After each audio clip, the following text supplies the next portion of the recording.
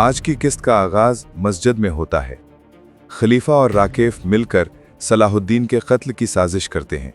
एक शख्स खुतबे के बाद आगे बढ़ता है और खंजर से सलाहुद्दीन पर वार करने की कोशिश करता है, मगर सलाहुद्दीन को बचाने के लिए मलिक महदूद आगे आ जाता है और खंजर उसके सीने में पेवस्त हो जाता है।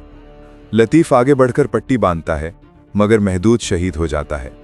सलाहुद्दीन आगे बढ़कर कातिल के गिरेबान से पकड़ लेते हैं और पूछते हैं, तो मुझे यहाँ किसने भेजा? इस पर वो कहता है, ताजिर राकीफ ने आपको सलाम भेजा है। सलाहुद्दीन गुस्से से हुक्म देते हैं, इसे ले जाओ। वो मजीद कहते हैं कि तमाम आलम इस्लाम का एक ही खलीफा है और जो मुसलमान खुतबा जारी कराने के लिए भेजा गया था, उसके साथ जो कुछ हुआ आपने देख लिया। सुल्तान नूरुद्दीन को भी इबरत हासिल करनी चाहिए। बायबोर मुसलसल रोते हुए कहता है, आंखें खोलो, ताजिर राकिब घोड़े पर सवार होकर भाग रहा है और कह रहा है कि सलाहुद्दीन जरूर मेरे पीछे आएगा और मैं ही हूं। सलाहुद्दीन अगर मस्जिद में मर जाता तो वो जंगियों में से मुसलमानों का दाई और कायद बन जाता। राकिब खुद भी बेबाक था और बोलता रहता, सलाहुद्दीन तो मरेगा। सलीबी जानबाजों की बाजुओं में इस कदर दुश्मन इकट्ठे कर लेने वालों को अजल जल्द आ लेती है। अमारलिक मुस्कुराते हुए मकतूब बंद कर देता है। सलाहुद्दीन पीछा कर रहे हैं। ताजिर राकिब कहता है, तुम अपनी मौत की तरफ बढ़ रहे हो। उधर कर्क कला में यारुकी अपने सिपाहियों के साथ सुरंग में दाखिल होता है। शातिलियून कहकहे लगाता हुआ कहता है, तुम्हारा हर मोतबर साथी एक एक करके मारा जाएगा। आखिरकार सलाहुद्दीन ताजिर राकिब को पकड़ने में कामयाब हो जाते हैं। खलील कहता है, वजीर मोहतरम, हमने कर दिखाया। सलाहुद्दीन कहते हैं, अब फरार का कोई रास्ता बाकी नहीं रहा। खलील कहता है, हमें अब भी एहतियात करनी चाहिए। जरा सब्र करो, एहतियात से हम आगे निकल चुके हैं, अब उसका सर उतारने का वक्त आ चुका है। वो घोड़ों को एड़ लगाते हैं। इस पर ताजिर राकिब कहता है, बिल्कुल बर वक्त, चलो आज से सलाहुद्दीन। और जब वो वहां पहुंचते हैं, ताजिर राकिब बड़े गुरूर से खड़ा हो जाता है। सलाहुद्दीन कहते हैं, तुम्हें क्या लगता है, क्या तुम समझते हो कि तुम्हारी पुश्त पर खड़ा लश्कर तुम्हें मुझसे बचा लेगा? राकिब गुरूर से कहता है, चाहे सलीबी हूं या कोई और, बदू या मिस्री, दुनिया के सारे लश्कर तुम्हारे मेरे हैं। तुमने अभी तक ये समझा ही नहीं कि तुम हारोगे। मिस्र के सच्चे दोस्त लाड गाय हमारे साथ खड़े हैं, तुम्हारे सामने खड़े हैं। लाड गाय कहता है, असल में तो आज एक तारीखी वाकया होने जा रहा है। ताजिर राकिब जोर से कहता है, तुम्हारी राह अब मिस्र से निकाले गए कौम बनी इसराइल की तरह खत्म हो चुकी है। सलाहुद्दीन मतमईन अंदाज में कहते हैं, खत्म होगी या खुल गई, सबका फैसला अल्लाह के हाथ में है। जिंदगी और मौत उसी की मर्जी से हैं। शहादत अता करेगा या नुसरत। लाड गाय के कहने पर सब ने तलवारें निकाल लीं, लेकिन उसी वक्त किसी तरफ से आने वाली आवाजें सुनाई दी।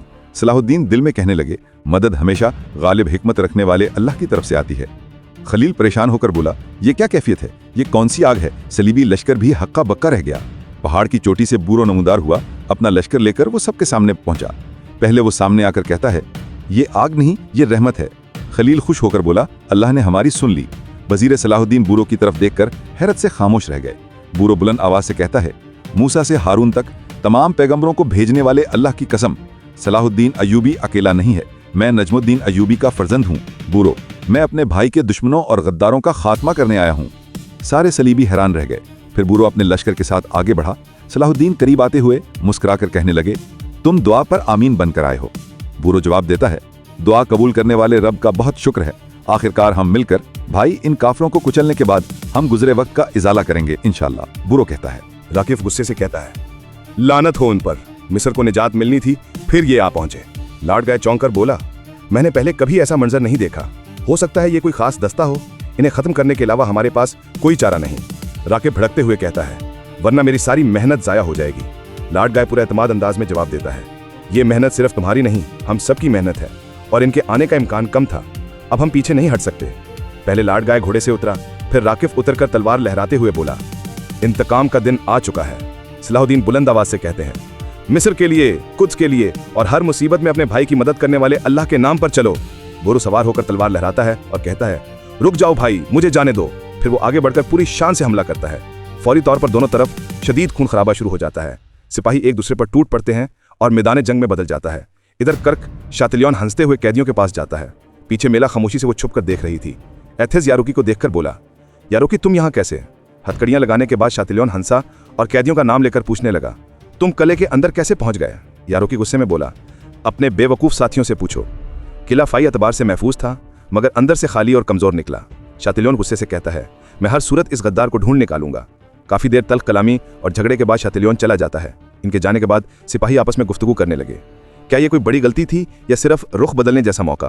यारुकी कहता, काफिरों से दोस्ती कभी भलाई नहीं लाती। इधर मैदान जंग में बोरो डाक कर लड़ रहा है। बहुत से सिपाही एक एक करके जहन्नम वासिल हो रहे हैं। अचानक लाट गए कहने लगा, हम पसपाई अख्तियार कर रहे हैं, वापस चलते हैं। इधर शाम को खलीफा के दरबार में कारा तेगन सिपाहियों की मुज़ाहमत में खड़ा था। गुस्से से वो कहता है, मुझे छोड़ो। खलीफा जवाब देता है, आखिर तुम मेरे हाथ में ही आए हो।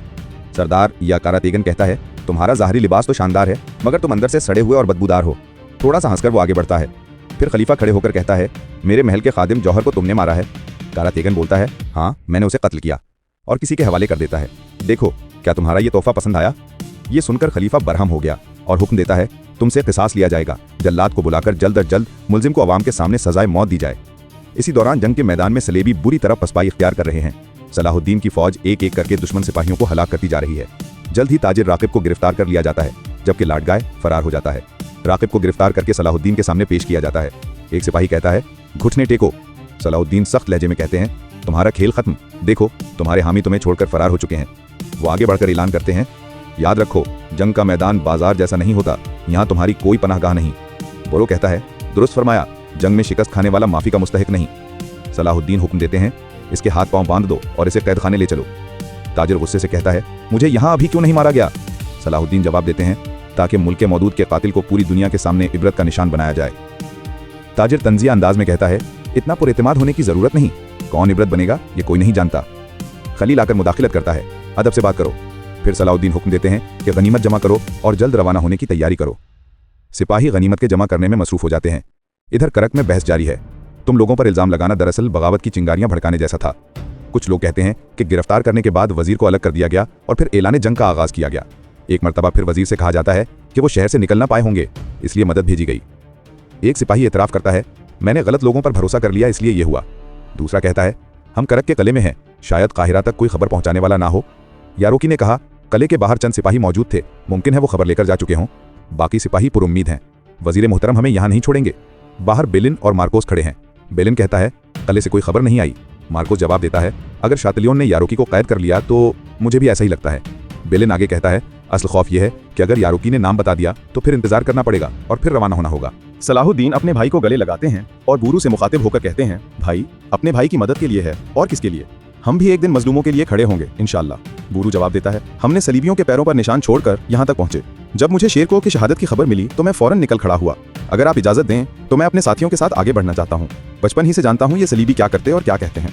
सलाहुद्दीन खुशी से, अल्लाह तुम्हें सलामत रखे। तुम्हारा चेहरा मुझे मानूस भी लगता है और अजनबी भी। तुम्हारी आंखों में मुझे बाबा की झलक दिखाई देती है और तुम्हारी मुस्कुराहट में चचा शेरको की मुस्कुराहट झलकती है। तुम्हारे चेहरे में हर एक की झलक है, तुतकीन की भी और शहनशाह की भी। फिर वो तारुफ करवाते हुए कहते हैं, ये दो जवान तुतकीन के बेटे अली और तुर्राब हैं। आज के बाद ये दोनों हमारे साथ रहेंगे। सलाहुद्दीन मुस्कुराते हुए, अल्लाह तुम्हारे नामों के हकीकी मालिक तुम्हारी हिफाजत करें। हम भाइयों के दिल हमेशा एक साथ धड़कते रहेंगे। बूरू जज्बाती लहजे में, भाई तुम इस गम के आलम में मेरे दिल की तस्कीन बने हो। सलाहुद्दीन, शुक्रिया मेरे भाई। दूसरी तरफ शातिलियोन गुस्से से अपने फौजियों पर चीख रहा है। वो आदमी दिन के उजाले में कले के अंदर कैसे दाखिल हो गया? जवाब दो। एक सिपाही आगे बढ़कर कहता है, हम में से कोई गद्दार नहीं है सरदार। शातिलियोन और ज्यादा बरहम हो जाता है, इस वक्त दरवाजे पर ड्यूटी पर कौन था? सिपाही जवाब देता है, मैं ही था सरदार। ये सुनते ही शातिलियोन तैश में आकर चिल्लाता है, गफलत की सजा मौत है, और तलवार के एक वार से सिपाही का सर उड़ा देता है। पीछे खड़ी मेला ये मंजर देखकर शदीद गुस्से और दुख में डूब जाती है। शातिलियन मुड़कर कहता है, अगर कोई गुस्ताखी हुई हो तो माफ करना। मैदान अदालत में कारा तेगन फांसी के फंदे पर खड़ा है। एक सिपाही कहता है, इसे लुटाओ। दूसरा सिपाही कह रहा था, तख्ता देकर डर गए क्या? तुम हो जो डरने वाले हो, हम नहीं। कारा तेगन इंतहाई जज्बात से कहता है, छोड़ दो मेरे सरदार को, तुम लोगों पर आफत नाजिल होगी। इधर शमसा और ताजिर खड़े देख रहे हैं। ताजिर गुस्से में कहता है, इसे मार डालें। शमसा बोलती है, ये लोग कभी अमन नहीं होने देंगे। शमसा और ताजिर के चेहरे पर परेशानी है। लोग शोर मचा रहे हैं। इसी दौरान काजी फाजिल आ जाते हैं। काजी फाजिल बुलंद आवाज में, ये क्या हो रहा है और किसके हुक्म से हो रहा है? रजा आगे बढ़ते हुए, जनाब काजी, कारा तीगन ने खलीफा की मौजूदगी में जौहर के कत्ल का एतराफ़ किया है। इसी बिना पर फैसला सुनाया गया है। काजी फाजिल, कारा तीगन, तुमने ऐसा क्यों किया? कारा तीगन पुरज़्म लहजे में, मैंने अपनी पूरी जिंदगी में कभी अपने अहद से गद्दारी नहीं की। जो किया ईमानदारी से किया। काजी फाजिल दुख से, कभी कभी सच बोलने की भी एक हद होती है। हर जगह सच बोलना जरूरी नहीं होता। कारा तीगन, लेकिन मेरे हाथ पांव तुमने बांध दिए हैं, जबान तो आज़ाद है। सिपाही आगे बढ़ते हैं। जल्लाद को इशारा किया जाता है। हुजूम में सन्नाटा छा जाता है।